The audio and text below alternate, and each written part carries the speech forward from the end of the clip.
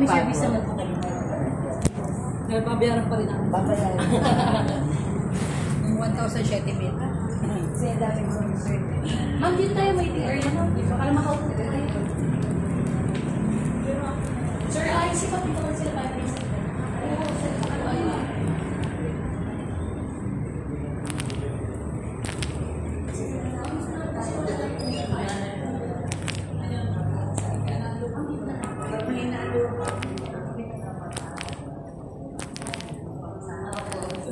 Wala nang pasensya makakausap, di ba? Ako ma'am ay tagahatid na ng balita sa ko. Sabi niya, siya lang daw po yung kakausapin. Wala nang iba. Wala nang information officer. Wala nang information. Meron po tayong public division. Yun, yung sinasabi nga namin, ay wala na daw, siya lang daw. Sabi ka ate. Hindi mo naman masasagot yung mga tanong na Hindi mo naman masasagot yung tanong namin. Kasi ano po kasi ako galing po OCR. Ay, patay na lang, ma'am ha. I-endorse ko na po kayo. Thank you po. Thank you po. Mainit lang po, wala lang po. Pansin ko masay tagakta ka na eh. Sino ito? Sino ito? Kaya ito meron na mo ah. Ha? Meron na. Sa ulit natin. Sineg. Sineg. Hindi na ako mahuli ni Lord. Pumunta sa likod. Ang bilis pa tayo eh. Si Aryan po sa PIO. Ano po yung concern? Kala mo namin. Pasalubong center. Ang ay pasalubong sa Sa 3rd Palengke. district ng Quezon. Kasi yun po ay project ni Congressman. Ay may mga nagreklamo po kasi doon dahil hindi na siya nag-cooperate. Hanggang ngayon, pamula ng... Humihingi po kasi kami ng kopya sa DPWH 3rd Engineering District ng Quezon Province na kung totoo nga po ba na 14 million ang halaga ng bawat isa. So, alam naman po namin bilang mga media na open po ang mga documents natin for public purpose. Ano po? Ang nangyari po, nag-email kami December pa. Hanggang ngayon po, wala pa po silang sagot. Nagdokumentaryo na po kami, binibigyan namin sila ng pagkakataon na sumagot sa radyo, dun sa aming Facebook page, at i-record namin sila para maintindihan po natin, para malaman po natin, dahil nagtatanong ang ating taong bayan. Buwis ng taong bayan ang ginasusido, dapat may karapatan ng taong bayan na malaman po yun. Sa pamamagitan po namin mga media, gusto namin maano. Kaso, wala pong action yung DPWH 3rd Engineering District. Kaya po kami pumunta dito para isumbong na po sila at kung may makukuha po kami record nun, ay makakuha kami kahit lang po, kahit certified po copy lang, di ba? Ano na may ano po. Details lang naman po na kailangan is Kung magkano po. Sino yung contractor? ang marirecord po kasi nakapag-post po ako ng isang project ng Pasalubong Center sa Quezon na po, yung malapit sa General Luna, sa bahan. Opo. Yun. So yun po ba yung concern? Yun po. Ilan po bang naging projects? 10 po. 10, pero lahat ay hindi napapakinabangan.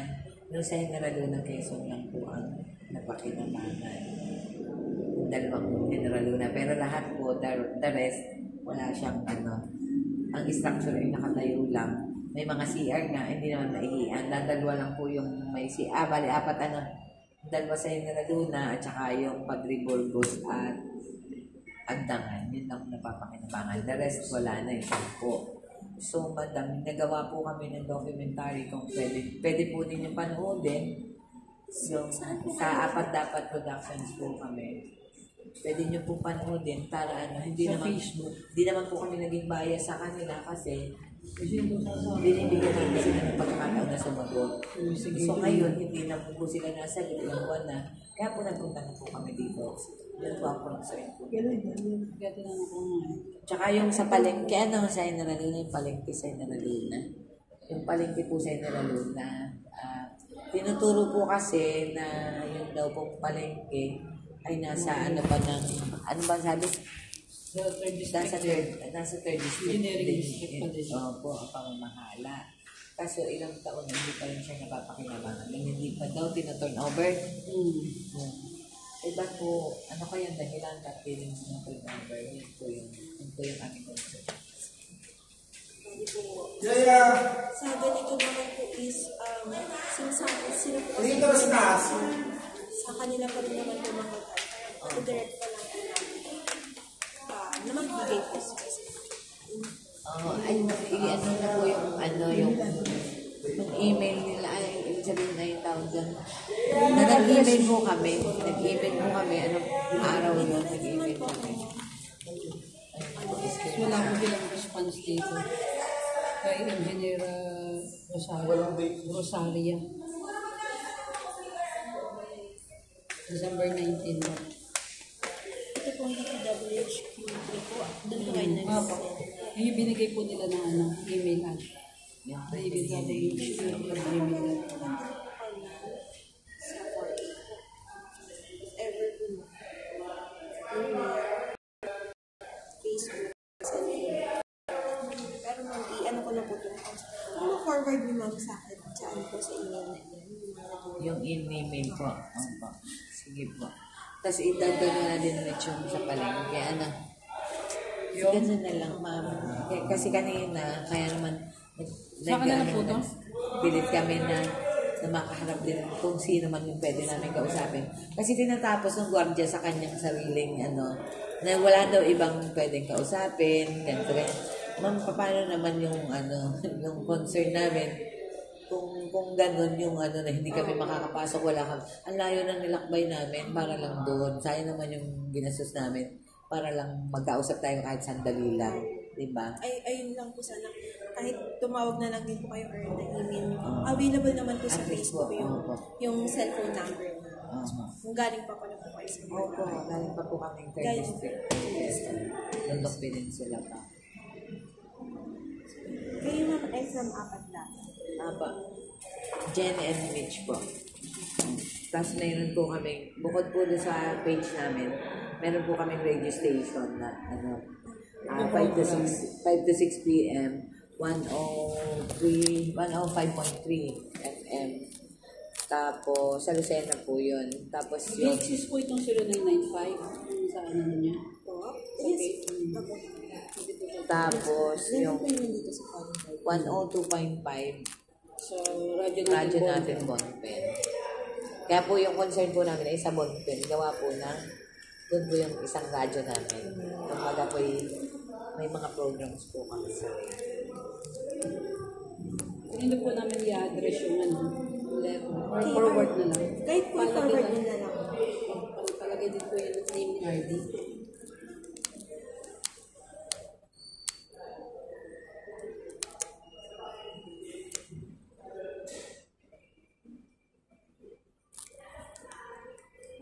Tuesday daw sila pupunta.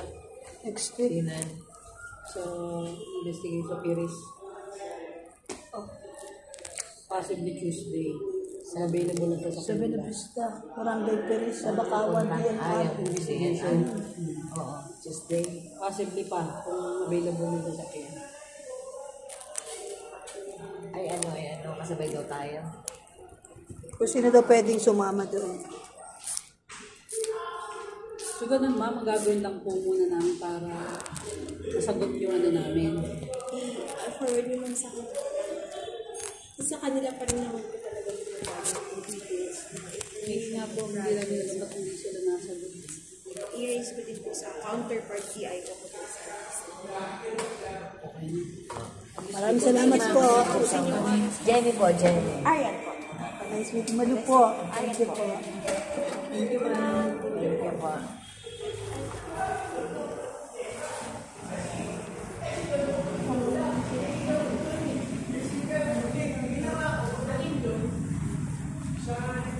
Matawag ba tayo sa kay BP? Mayroon dalang telephone.